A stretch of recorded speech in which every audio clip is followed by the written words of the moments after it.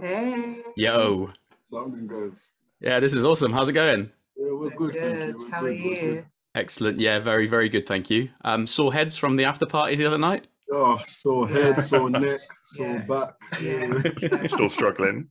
Gotta remember that we're not 21 anymore, so our bodies are cut out for this We lifestyle. had to slip out early as well. We left It was around, I think, 1:30, 2. Yeah. Yeah, Early? yeah, it's too much. Started going to the Porn Star Martinis and I thought, no, that's it. Yeah. Goodness me. Life of celebrities, eh? No, massive congratulations, because Thank you. it's been an incredible journey. Like, really appreciate you joining us as well. Thanks for that. Thanks for spending the time with us. Yeah, honestly, thank you for the invite. Yeah, it's been crazy, a crazy whirlwind. But obviously, we're sad that it's over now. Of course, but you're immortalized as the winners. So happy days.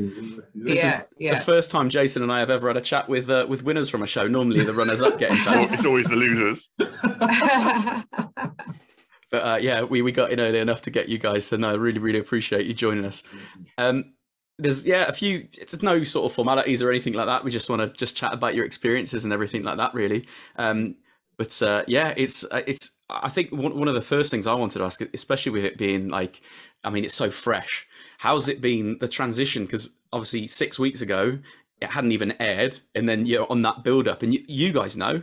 How was it keeping a secret for so long? Because it was back in May, was it, that you recorded? Yeah, it was tough. Really tough, yeah. Because obviously what happens is we finish shooting, we find out, you go from up there, you're buzzing, then you come back home.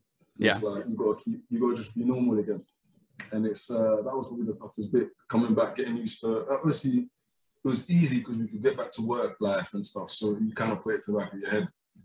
Then when the adverts start rolling out again, everything starts coming back. Yeah. You know what I'm saying? And then the excitement builds up, and then it's just the anticipation of how it's gonna be, because how people are gonna perceive the show and stuff like that. So it was crazy. I think only I told my sister, my mum, my brother, and that was it. Yeah. And no friends or anyone knew. So it was. Who was it on? Nice. You had FaceTime on, didn't you? I think on the show. that was my sister, and my mum was just behind her. The reaction was fantastic. Yeah. She was going, "No, I don't want it on Channel 5. I got my headscarf on." Superb. But I guess since, it's blown up. Like, you guys, from the start were so many people's favorites. Even like on our podcast, we were like, right, you guys are the ones we're rooting for, because you definitely had the contrast between you two, the styles that you both adopted to go into interrogation, into investigation, everything like that.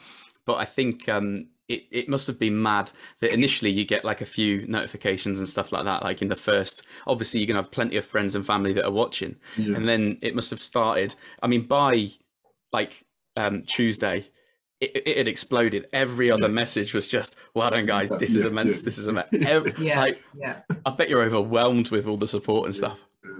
So overwhelmed. It's incredible. I didn't know what to expect from it. But I didn't expect anything like this. Obviously, social media, everybody's got an opinion or whatever. But it's just been incredible. Honestly, the support has been madness. And I didn't even realize, watching the show back, I didn't know how we came across. I didn't know what to expect. I was thinking, okay, I'm probably going to have a resting bitch face the whole time.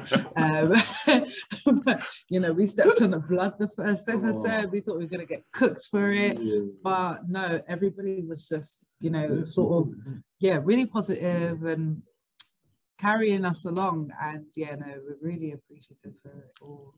And I think you guys got off not got off lightly. It's the way in which you conducted yourselves, but compared to the other contestants, and when we were making all the silly gifs and things like that, there were so many things that we could pick up comments from Dot and Rox or Andrew and Nick, and even Chrissy and Caroline, the time where they're interviewing, and one of them says, "Oh, and how did she react?" Well, she didn't. She was dead. There were those moments which was just brought hilarity to us, but.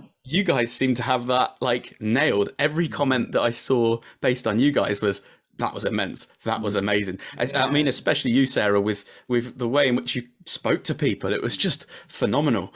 The only thing that we picked up on really were Here we go. Drum we might roll, have to please. hide mini cheddars. Oh, Like, have Jacobs come for a sponsorship deal yet?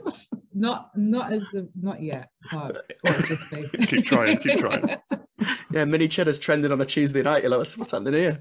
But no, I think you came across really well, and it's.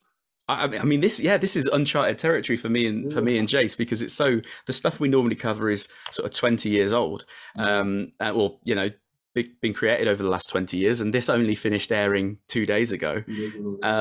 And I guess you still don't know what the next week, month, whatever entails.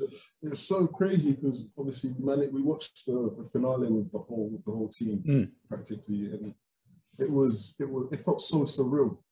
Like, especially when everyone's come over to us hugging us, congratulations and stuff. It's just so mad. It's one thing during the process and having Zoom interviews with the producers and stuff when they're trying to see if you're a right fit for the show. Going, we're gonna go in there, we're gonna smash it, but when we were thrown on the island, it's like, all of a sudden you freeze because you're like, I don't have a clue. We have no police training.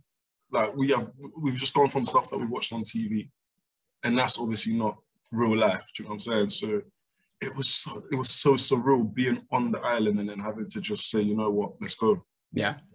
And the producers were so good because they actually let you just have free roam of the island. So if you wanted to pursue something, it was all right, cool. Bring you over there, bring the camera team over and just film. And it was so good from start to finish. Everyone was just amazing with us. And to see the reaction from all the viewers and stuff, it's just been incredible, man. I mean, there were some standout moments when, because I mean, one of the most frustrating things to watch were the no comment interviews where you're trying to get an answer out of people, and I can only imagine what it was like for you. But when I'm sure it was Amma that said, "No, you're making my client that's too emotional," or Sarah said something, you can't apply that, and Rich is straight in there like, I think that was actually all right. Like, come on. I was telling them that the other night. So there's one interview that we had, and I think, what was it? Was it the Gene one? What happened? When he was just talking, like Amir was talking, and I left there thinking, I'll just let him. I think that was Hamish's one. It might have been Hamish's one actually, and we've asked him questions, and I felt like we left there, and he kind of ran the show, and we kind of thought. So when we've gone back and we spoke to Maka, and then I've said to Maka, like, Maka's given us the tips on what to do when we go back in there, and then I said to him, "Can I ask you a question?" And he's like, "What?" And I was like, "Can I give some back to that solicitor?" And he's going, "Yeah, of course you can." Like, cool. That's all I needed. So as soon as you get that permission. Yeah, I just thought, because I wasn't sure whether I could interrupt him when he was speaking, but then when Maka said, "Yeah, like you can go for it," I thought, "Yeah, I've got him now," and I weren't letting him get away with it. I think it's a bit like, I guess you guys are engaged, aren't you? So it's that you're sticking up for your partner as well. Play your part, yeah. Whereas I guess like with Nick and Andrew, I think brothers-in-law, they might be trying to stitch each other up. They're probably not going to come to each other's defence. That I know certainly if it was Jace, I'd just be like, no, keep. Oh, you're throwing me under the bus straight away. Yeah. No, that did play a part as well. I thought that the question she asked was a good question because it also taps into their mind frame because they're thinking, wait, are they on to me kind of thing? And I thought, and there was a few things that we did that obviously didn't air, but it got quite intense between us and them. I can imagine. The other thing that we that stood out from those was the mother to mother thing, and I think that we could see sort of Palm and Sai and Maka saying, "Oh, look, those guys were great, and their praise and stuff for you guys was and we could see that in your technique and everything like that. But when you went in mother to, and that hit another note on, because we just kept seeing it, like we were live tweeting throughout the show just to get the engagement and stuff. But we would see so many mother to mother and all that sort of thing. Our friend actually Beth, who has listened to us for a long time, she's very much on there, and she's like, these guys just all day, and that mother to mother really hit home, I think, because straight away you broke down that barrier, even though it's only an actress that you're talking to. It really it was phenomenal to see, and I think that sort of plays into I was speaking to Nick and Andrew yesterday about it, and just how much of an ambitious show it was, and how these characters have all got backstories, and all the actors have just done a fantastic job. Yeah. How real? I guess it did just feel real to you guys when you were sort of talking to the. Yeah, they didn't break character at all. Even on days where we saw them in a normal setting, or if we just saw them walking around in the island, they were just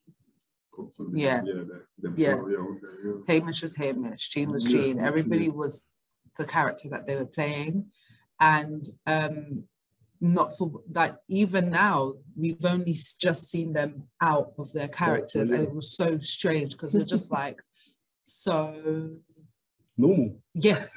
Like, how do we? What is this? Sort of thing. Was the chap that played Hamish wearing a hat or not on the after? He was actually. He had one of my hats on. Well, I was going to ask that. I was going to ask Sarah where Rich was because we don't recognise you without that. that was a lovely suit, mine, Rich. Yeah, it was. With them, it was. I think didn't you pull Jean to the side and go, "You drove me crazy on that." Jean drove me absolutely nuts. She would just every time we're talking to her, she's always shaking and just calm down and talk to me, like just chill out, grabbing her hair, especially in the interview. I was just like, "You're losing it, you're unraveling. Just chill out because you're looking guilty as hell right now." But no, she was incredible. Ishbel, incredible. All of them. And, you know, they were all improvising. They were all just going with it. Whatever we asked or whatever we said, they have to think on their feet. They were thinking literally on their feet. And I think that was absolutely incredible. And I think in episode 1 there were a few questions online, people saying, not sure about the acting, but I guess even like we had our reservations during episode 1. I think it's just because they crammed so much into it, and it must have been difficult for the editors to make a good hour-long show. But as it progressed, it just got better and better and better and better. But then even the acting, I think we didn't have a problem with it at all. But also when you look back at, as you mentioned, it's all improv. Everything was, you know, they don't know what the next words are going to be out your mouth. And yeah, massive respect to them because, to deal with, especially deal with you guys, because you tie me up in knots, Sarah. I wouldn't know what. You'd confess if it wouldn't you. I'd just admit it. I'd be like, no, I did it. Confess to everything. It's true. The actors were top, they were quality, and they made every. It's not real, like we all know, but being on an island, it was real. It felt like a real murder. It felt like everything felt real. Yeah. And it meant that we couldn't slack off because we got into the motion of we're here to solve something. Yeah. So we embodied police officers for that week that we were there. Yeah. Because the acting was so good and they kept us on our toes that much. And that adds to the immersion, doesn't it? And if it was, I guess there's always comparisons with Palm being Alan Sugar and having her 2 assistants and everything like that. And even when you watch The Apprentice, like you think, oh God, they've made £2.58, but actually money does change hands and things like that. And they actually treat them. They're like, right, even Alan Sugar's like multi-millionaire. He's complaining at them for like £100, but actually that makes them want to try and do their best. And I guess that's the same with you guys. If it was like, oh, cut, all these cuts all over the place, you'd be like, oh, it's just another drama that we're being put into. But actually they've made you live it, which nice. You lived, you breathed it. It was literally, it was your case, and you had to just put yourself in that mind frame, and that was good. The week or so that you spent on it, did you enjoy your time? Obviously the outcome, fantastic. You're bound to enjoy that. But did you enjoy the time that you spent there? Yeah, it was, the island is beautiful. Yeah. When we weren't filming, we had like maybe a day 2 days, 2 days in the 2 weeks we were there. And it was just somewhere that I've never imagined I would go. I didn't even know this place existed. No. But now that I do, like the air is just different. There's just everything was just so nice, and it was really relaxing. And for the day, you could just be like, you could just actually just enjoy your surroundings. Yeah. Such a nice place. Yeah, very nice. The locals were nice. Yeah, everyone. It was so strange coming from London, where everybody's heads down and everybody's just doing their own thing. Everybody on the island is saying hi, and it's just like, oh, this is great. I think for the first 2 days, I thought the locals were killer. Like it was that much. They were so nice that they all just blended in, so you didn't really know who was who. Yeah. It was a beautiful island. So nice. You find that, like, with the shows that we've covered in the past, a lot of people have said that when it's been done in a particular town, that actually it's brought so much interest and tourism and all that sort of thing, and they really appreciate it. And by the sounds of things, it's the same, is that they're actually appreciative of, because I mean, some people like, oh, not in my backyard, I don't want that sort of thing, I don't want filming going on. But I think small places which aren't necessarily on the map, which now are, I think it actually does real good, you know, puts people in good spirits, and seeing it represented the way it was, albeit as a murder island. I'm not sure that you'd be too keen to promote it that way. But no, I mean, other than, there were a few torrid days, weren't there, where you were getting absolutely drenched. But the day we got the dictaphone. Yeah, that's that word again. That word again. I was just so annoyed. The rain literally went into the crevices of our bodies, like the water, it was just, we were drenched, absolutely drenched. And if I didn't find that dictaphone, it would have been, I can't even imagine what the boys felt like. Yeah, they were soaked through as well. Yeah, that rain was nothing I've ever seen before. Worth it, all worth it. As you say, it wouldn't have been worth it if you didn't find it and got booted off. Once we found it, it was the sunniest place in the world. Everything's suddenly brighter all of a sudden. When you're talking about the actors, as you say, Jean put up or give you a bit of a hard time. Were there any? Obviously, you only met them in real life a couple of days ago, but were there any that were particularly, or that you got on really well with, or that you were able to, you know, that made it easier for you to talk to, or more difficult? I would say Hamish. Hamish was the easiest person to speak to. Can I just pull you up on that? Is that how you say his name? Well, yeah, I'll say Hamish now. After you lot, on my neck with it. But I'd never seen this name before. I'd never heard this name before. I'd actually forgotten what his name was. And me going, it was like, so good. So is good. That his name? Did I make this up? What is this guy's name?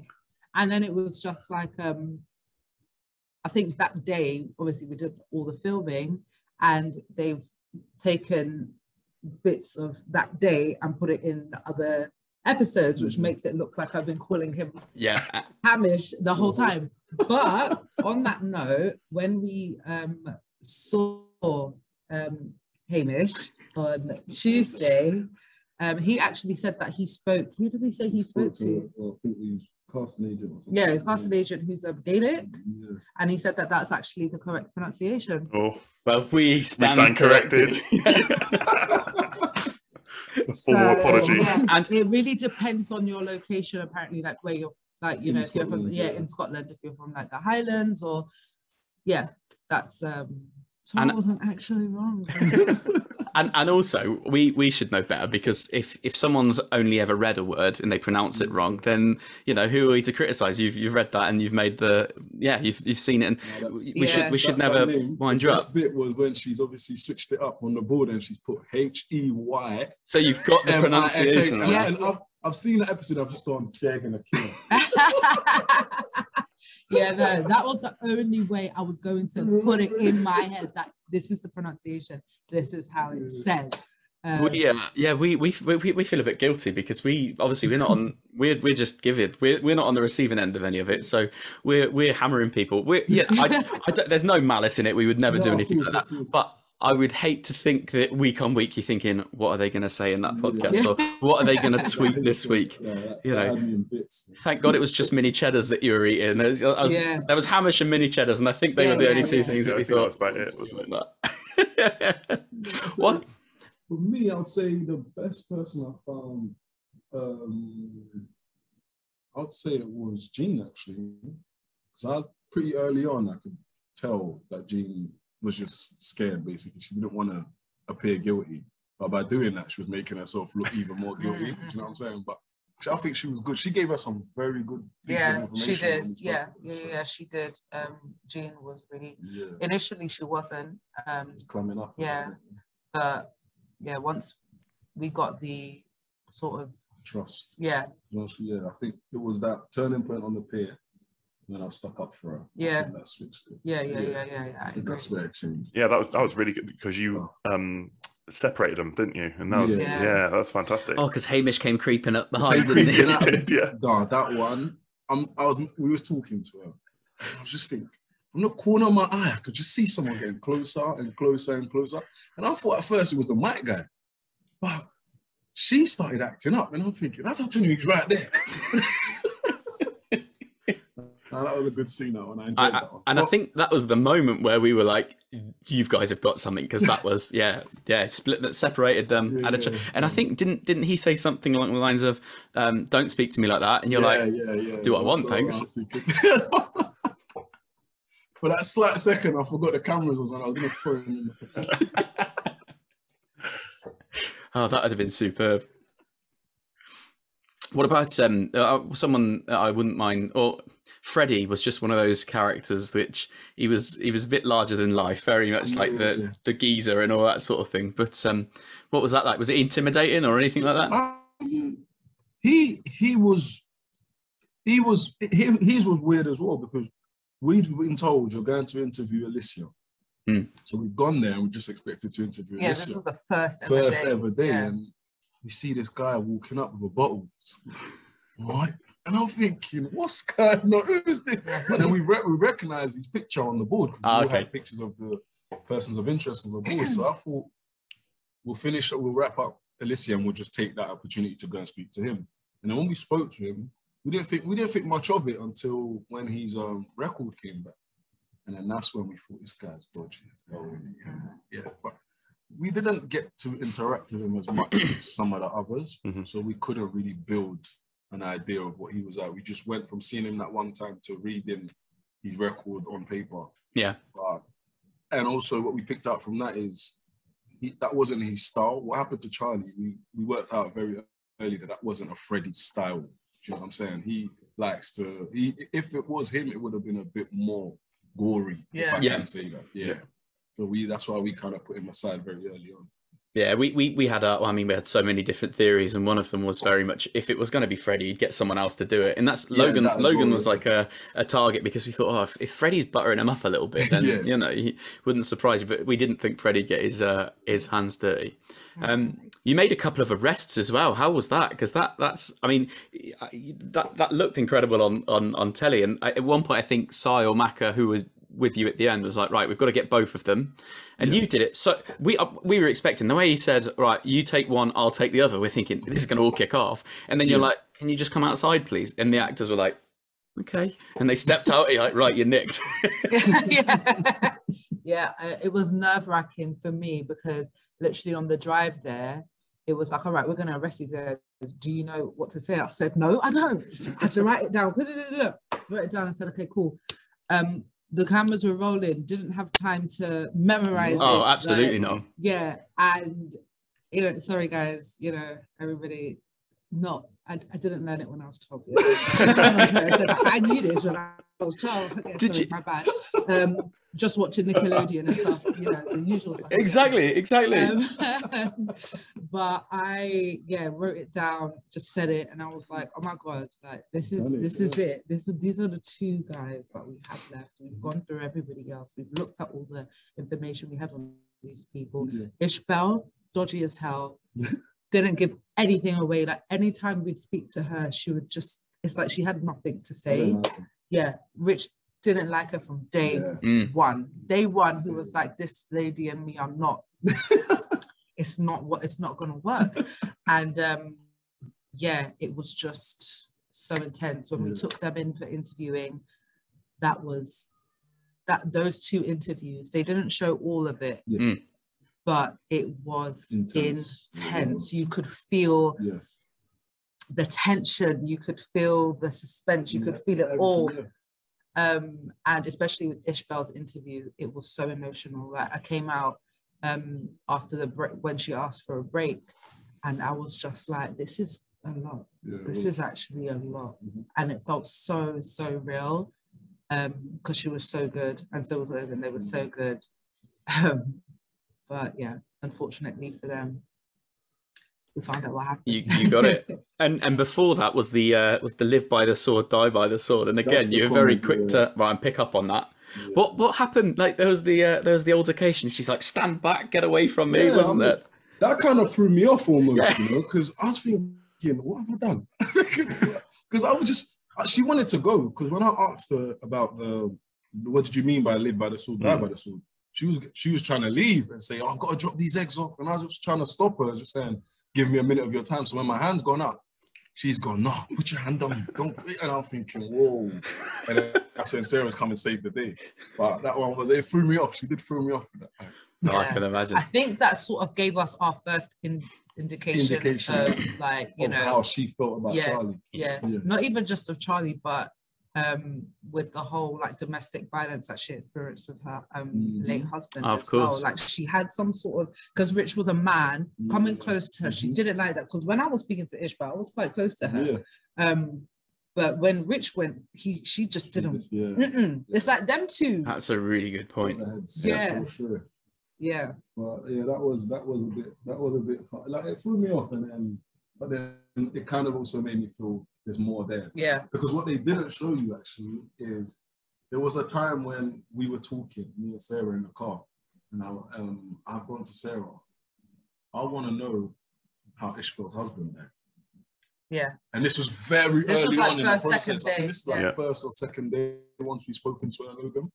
And I thought something just said to me, something just did not sit right with her and the way and the circumstance in which I wanted to really know what circumstances he died in, so I could kind of paint a picture of what kind of person she was. And then when she made that comment, I've gone, that's it. She's at top of my list. Sarah was like, no, let's not go down another rabbit hole. Let's focus on this. That's just because Sarah didn't like her. So I don't want to go back there. And then, No, it was good. It was good. But then you make the case, and then you have to sit in front of Claire Mitchell QC. Absolutely terrifying. That was tough, because early on as well, they shut us down because we all had to present this thing where we had to talk about a theory that we potentially have. Yeah. I think this was day 2, just before the first elimination. So we built up our board and we've gone, right, we're going to leave 3 people on this board. And then when they ask us where the rest are, we're going to do this massive thing like, ta-da! So we've pitched this thing, we think we've killed it. And then Palmer's gone, well, I see 3 people on the board. Where's everyone else? And we've looked at each other. Yeah, you wait there. You spun the board, and both their faces dropped. And then they've caned us. They've said, and I looked at your board, I don't know if I was reading a love novel. What did she say? Oh, man. Oh, Mills and Boone. We just thought, oh, God, we've messed it up. But then luckily we made it through after that. But so pitching to Claire, most nerve-wracking thing I think I've ever done. Because she gives nothing away. She was so tough.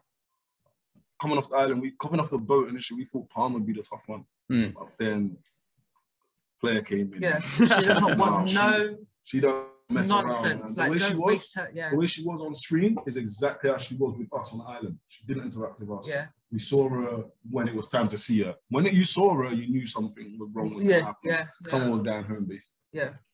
I think she tweeted, because she wasn't at the rap party. I think her train was late or something like that. She was late, so she got at the very end. She got there. Oh, so you still got to chat. Oh, that's all right then. I thought she might have missed the whole thing. The picture that I put up on Instagram of us two, she took it. Oh, sweet. Yeah. Oh, fair play. Yeah. She's definitely there then. Oh, fantastic. And then like the reveal, because how long was it that you had on your own? Because obviously the lads went second last before you guys. You were the last 2. How long between them leaving and then you going down the route of making the arrests and then, or pitching to Claire, making the arrest, and then eventually you apprehend Ishbel in the church, don't you? Or as she's coming out of church. So I think that was like 2-3 days, wasn't it? Oh, bloody! You had quite a while on your own sorting it. The boys left on a dictaphone. They left that evening. Then the boys left the day of the dictaphone, didn't they? When we found the dictaphone. Did they do eliminations that day? No, it was the following day. Yeah. Because that's when we had to pitch. Yeah.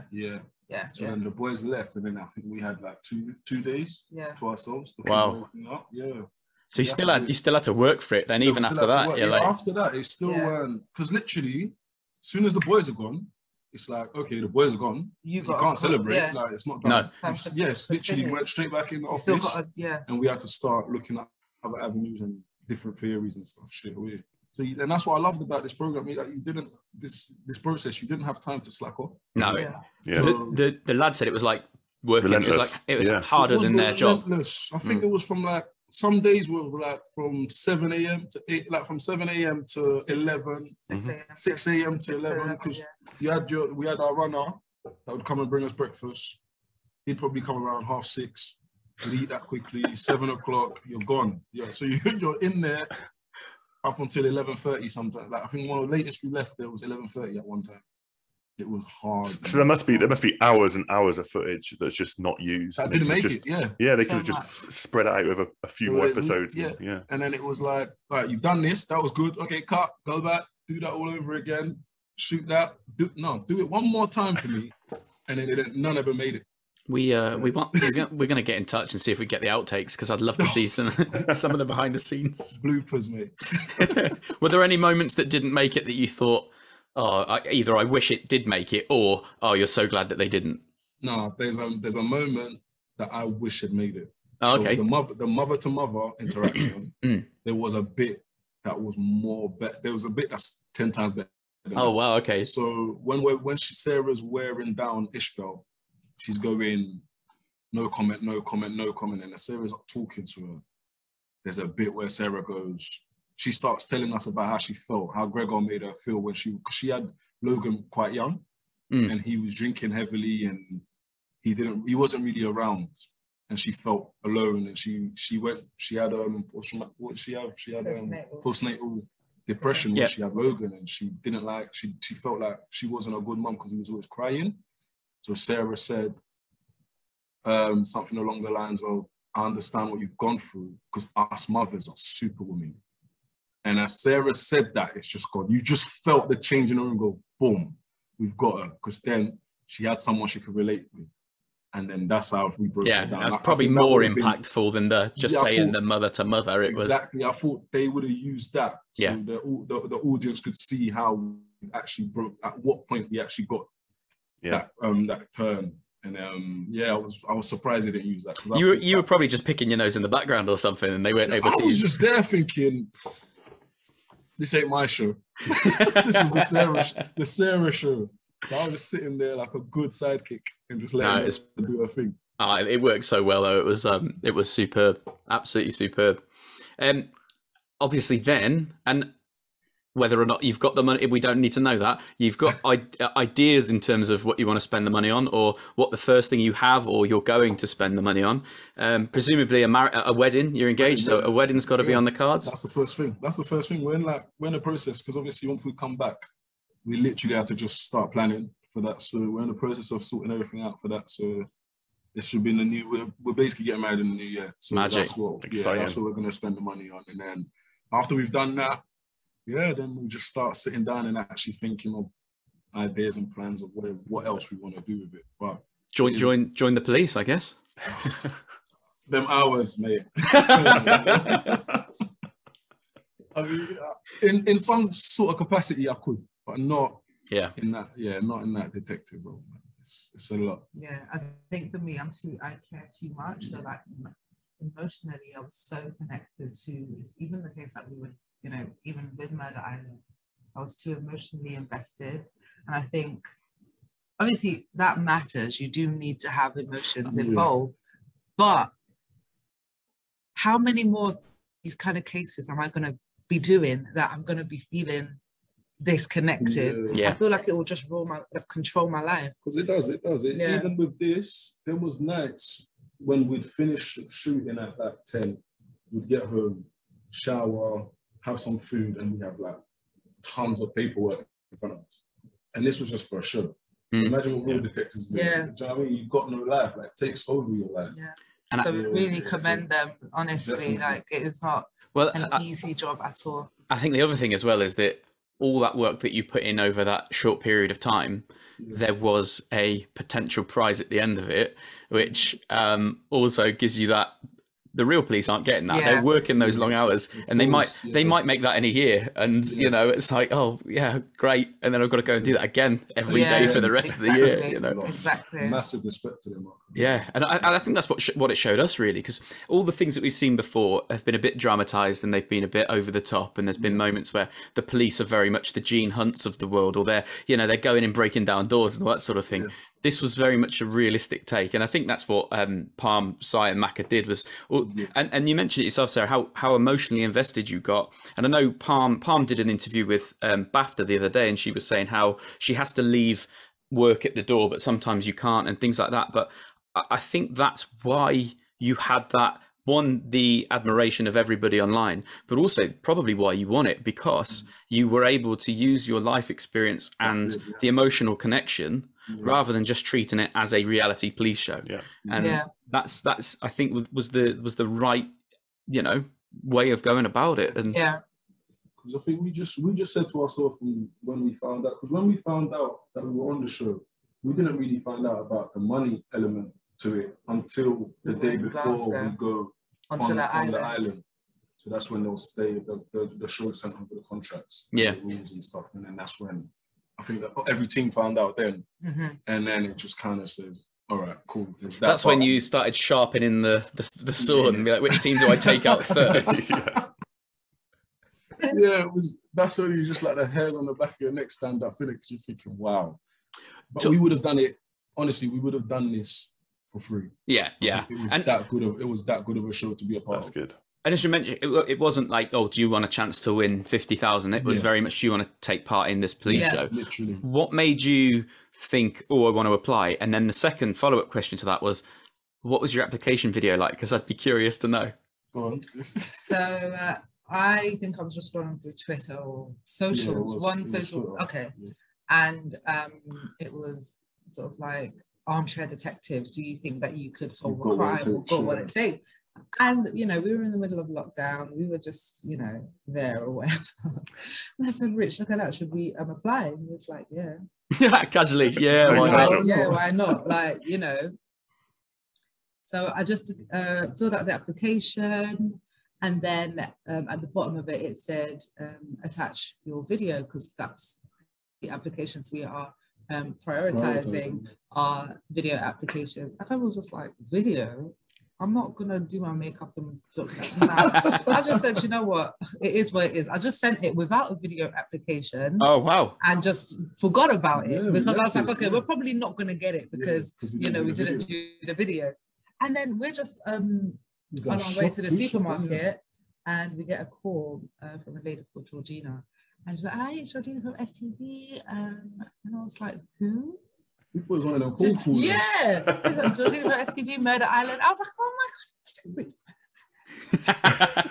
And then, we just had a few Zoom calls with the producers and the casting director. And Well, from there, really. Super. That's a great story. So I guess it was just fate, like it was meant to happen. And I think with that is that they certainly picked the right pair, because you went on and won it, and it wasn't one of those, again, shows that we've seen before. We've seen people win it and it's not justified at all. They've just got through the skin of their teeth. But no, you guys absolutely smashed it. Thank you. Absolutely smashed it.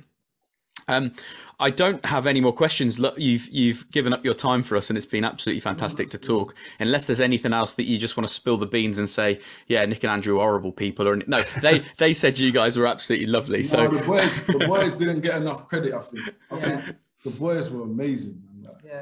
Yeah. The way people, like, sometimes I felt bad liking a thing on Twitter, because they'd be like, Richmond and Sarah are so good, but you see them bros, and I'm like, I can't like that. They're such nice people. Really nice. You know what I mean? Yeah, they did take it in their stride as well. Even Dot and Rocks getting the stick they did, it felt bad as well. Yeah, not justified. Girls as well, and it was so, because even though we didn't all work together, because they kept us separate to one another, but the times just before we start filming, we could interact and stuff before we started shooting, and so we kind of built a rapport with everyone that was taking part. You know what I'm saying? So they were all lovely people.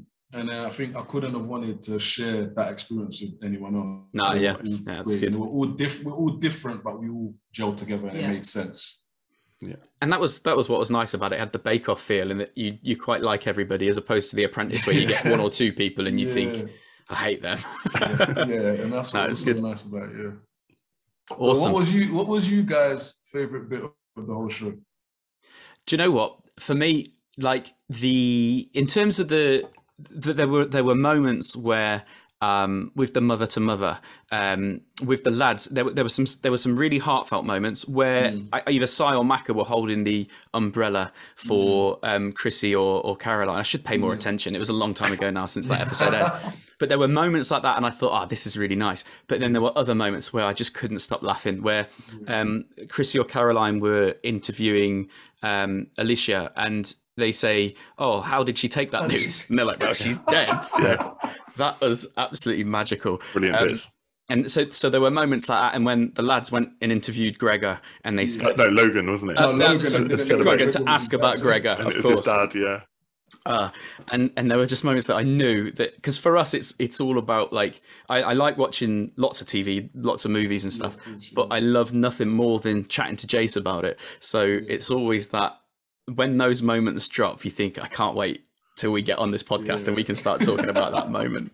But no, and as I say, look, we always do this. Who do you think's going to win it? Who do you think's going to go next? Who do you think the killer is? I mean, the killer changed regularly every week. We'd be like, oh, it's someone else, it's someone else, it's someone else. And we'd frequently argue about that.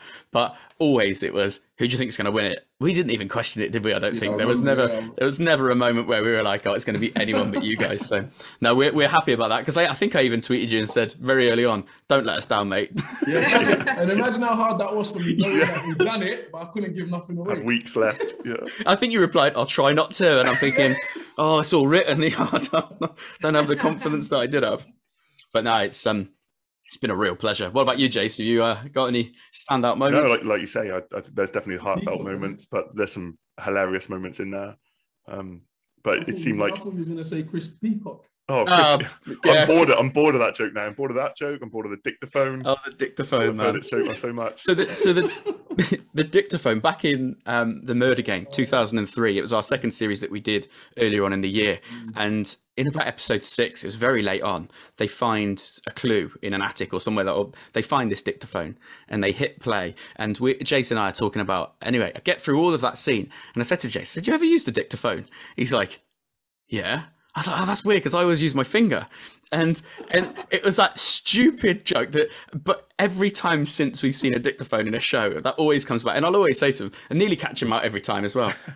But the amount of people that have messaged and said, I've tried that joke on my family, and they've all fell for it and gone, yeah, I've used a dictaphone. And you're like, well, I use my finger to phone. It's like, I just love it. It's so, but as Jay said, it's played. Next time we get into the next series, we actually started recording our next series already. And if there's a dictaphone that comes in, I just don't know if I'm going to be able to bring it up again. But yeah, that damn Peacock as well. Oh my days. Even Dave Mortimer, the managing director of STV, he's like, you guys spout absolute nonsense, but it's been fun. I'm happy with that. I'll take that as a compliment. We'll take it. No, we enjoyed it. We listened to every single one. Yeah. It was so good as well. Oh, awesome. And yeah, it's been, look, thanks. And it's been a real pleasure watching you guys. And as I say, there were questions around the ending, not going to deny it because we've said it a few times, but that's because there were so many loose ends and I want it complete. I want to know all about Freddie's past. I want to know what happened in Glasgow, but as a whole, it's been fantastic. And regardless of how it went in the end, the main thing, and I think everybody agrees on Twitter, the main thing was that you guys won it. Because imagine you'd got that far and then they just said, That was it. The pressure was amped up on that last day because you think there's a possibility we leave here with nothing. Do you know what I'm saying? Yeah. Got this far, but it all went well. Absolutely awesome. Yeah, big congrats. And good luck with everything in the future. So much, and with the marriage and everything else, wish you all the best. And when we do season 2, we'll give you a shout because might need some special guests on the podcast with us. We'll be more than happy to do that. Sounds great. Cheers, guys. Thanks very much indeed. Thanks. See you guys. Cheers. Bye-bye. Bye.